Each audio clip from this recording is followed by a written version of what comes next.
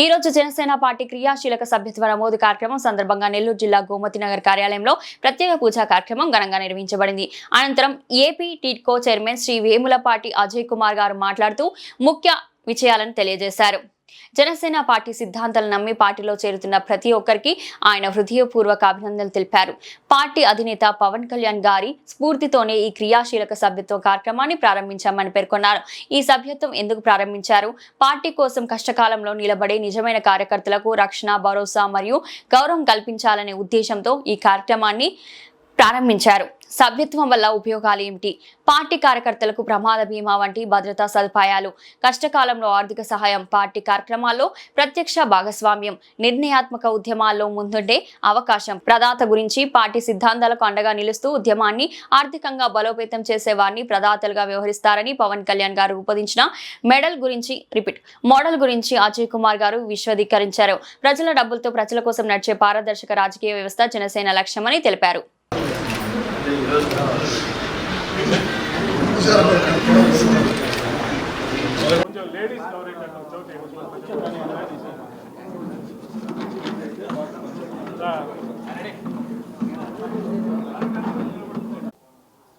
మన జనసేన పార్టీ సభ్యత్వ నమోదు కార్యక్రమం 2026 సంవత్సరానికి రాష్ట్రం అంతటా 174 నియోజకవర్గాల్లో మొదలవుతున్నది. ఒక పిఠాపురం మాత్రం ఒక వారం ముందన్నే మొదలుపెట్టి ఇప్పటికే అక్కడ బ్రహ్మాండంగా సభ్యత్వాలు నమోదవుతున్నాయి. జనసేన పార్టీ సభ్యత్వం ఈ సంవత్సరం మా అధ్యక్షులు పవన్ కళ్యాణ్ గారు కొంచెం మార్పులు తెచ్చి దీంట్లో మామూలుగా క్రియాశీలక సభ్యులు అనే దాన్ని నామకరణంలో కొన్ని మార్పులు తెచ్చారు. ఎవరైతే సభ్యులుగా నమోదవుతారో వారిని ఉద్యమి అని చెప్పి నామకరణం చేయడమైంది. దీని యొక్క అర్థం ఏంటంటే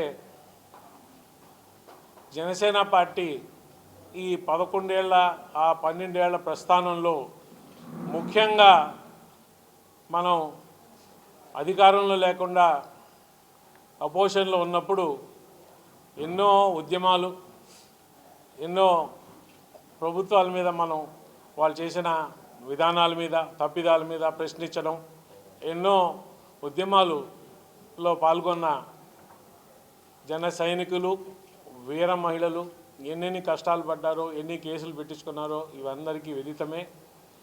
వారిని గౌరవించే విధంగా ఈ ఉద్యమాల్లో పాల్గొంది జనసేన క్రియా సభ్యులు, కార్యకర్తలు, వీర మహిళలు కాబట్టి వాళ్ళకి ఉద్యమి అనే ఒక బిరుదేడాన్ని చేశారు.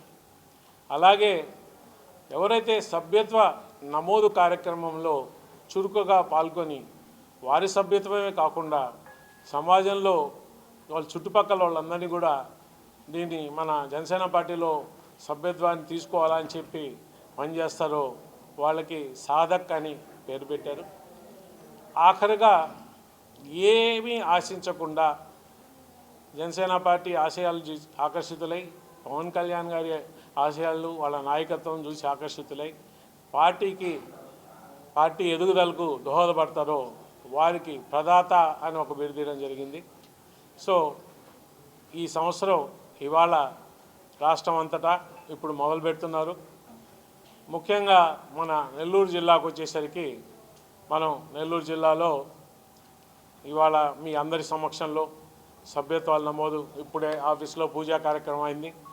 ఇవాళ సభ్యత్వ నమోదు కార్యక్రమం స్టార్ట్ అవుతుంది. నేను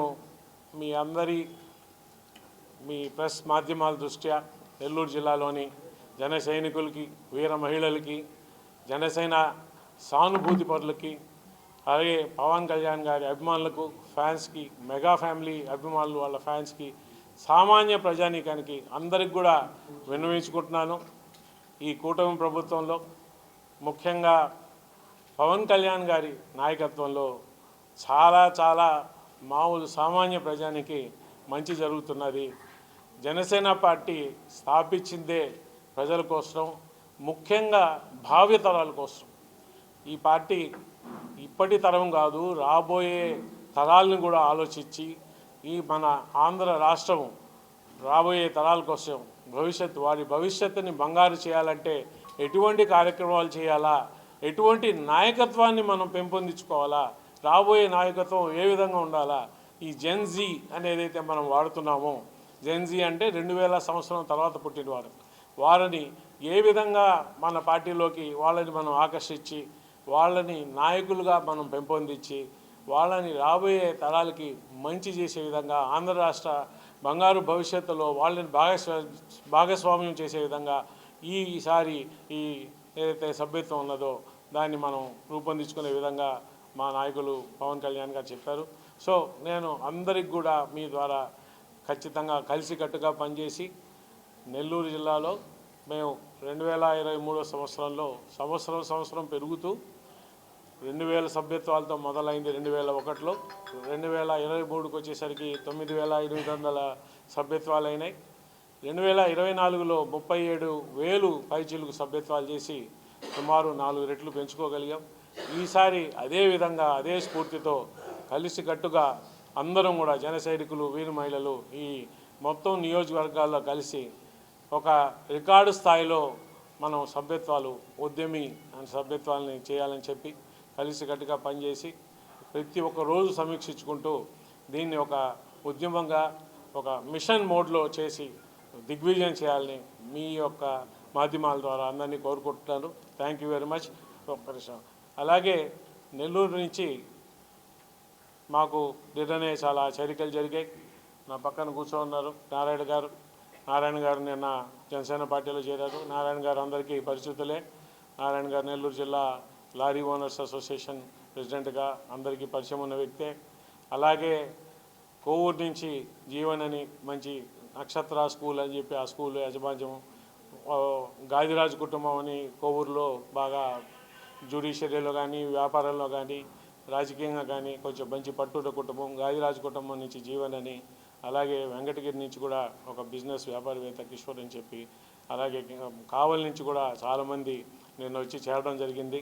సో ఈ చేరికలతో ఇంకా మాకు వచ్చి ఈ జనసేన సభ్యత్వాలు మరింత పటిష్టంగా ఈ 2026 సంవత్సరంలో రికార్డు స్థాయిలో నమోదు చేయబోతున్నాం. ప్రజలు కూడా ముందరికి వచ్చి మాకు కావాలా ఈ సభ్యత్వం, పవన్ కళ్యాణ్ గారి నాయకత్వాన్ని మేము బలపరుస్తాం.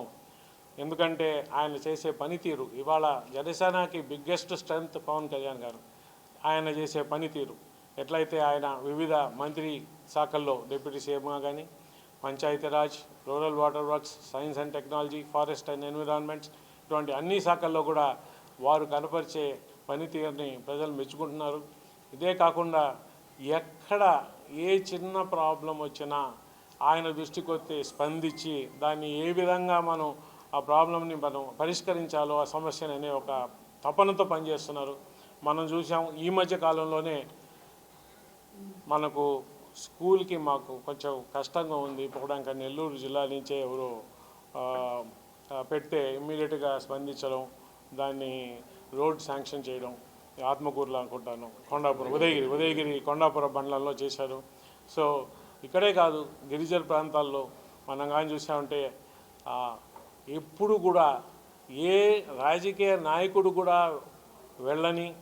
వెళ్ళలేని ప్రాంతాల్లో నిర్భయంగా వెళ్ళి అక్కడ డోలీలు అనేది ఒక సంస్కృతి, రోడ్లు లేకపోతే వాళ్ళ దండాల్లో మనుషుల్ని ఏదన్నా కాన్పులు, ప్రసవాలు కానీ లేదు వాళ్ళకి ఏదైనా పరిస్థితులు, నడవలేని పరిస్థితులు ఉంటే డోలీల్లో మోసుకునే దానికి విముక్తి చేయాలని చెప్పి ఎప్పుడు లేని విధంగా గిరిజన ప్రాంతాల్లో అంతా కూడా రోడ్లు వేయించడం, స్పెషల్ మానవులే కాదు ఈ ఏదైతే ప్రపంచం ఉన్నదో అందరికీ ఇది అని చెప్పి ఎన్విరాన్మెంట్ విషయంలో ఎండాకాలంలో పోయినసారి మన జంతు సంపత్తిని మనం కాపాడుకోవాలని చెప్పి వాటి కోసం నీళ్ల తొట్లు పెట్టి ఇవాళ ప్రతి ఒక్క ఒక మానవ జాతినే కాదు మొత్తం సమస్త జీవజాతిని కూడా ఏ విధంగా మనం దేవుడిచ్చిన మనకి ఏదైతే కానుకుందో దాన్ని ఎట్లా మనం పరిరక్షించుకోవాలని పవన్ కళ్యాణ్ గారు చేసే పని రీతిని అందరూ మెచ్చుకుంటూ, అదేవిధంగా సనాతన ధర్మం కోసం ఏ విధంగా అయితే గట్టిగా రాజకీయాలకు అతీతంగా మన సంస్కృతి, మన దేశము సనాతన ధర్మంతో ముడిపడి ఉన్నది.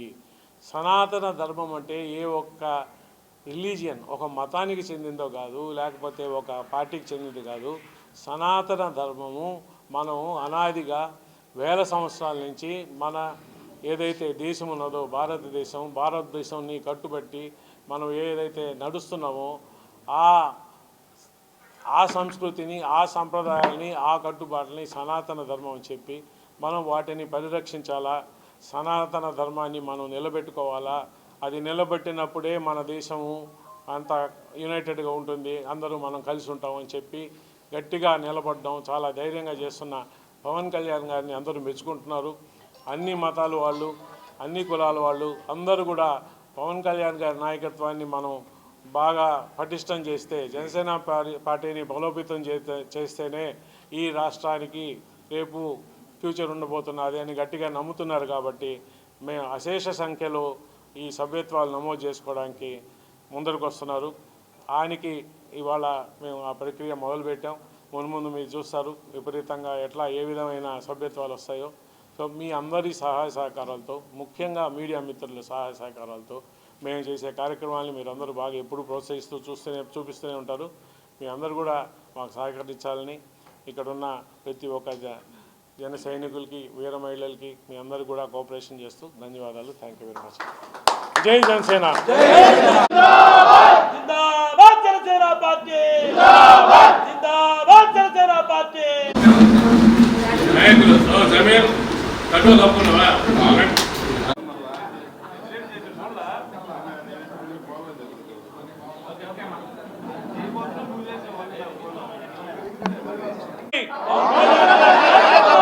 జై జనసేన. జిందాబాద్